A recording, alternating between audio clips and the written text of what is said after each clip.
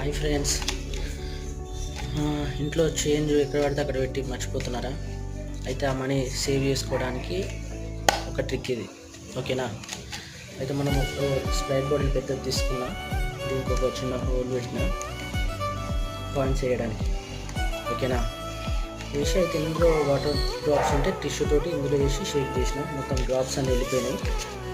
ఏం చేయాలంటే కాయిన్స్ వేసేసాను. ఇందులో కాయిన్స్ కాదు, నోట్ చేస్తున్నా డైరెక్ట్ ఫస్ట్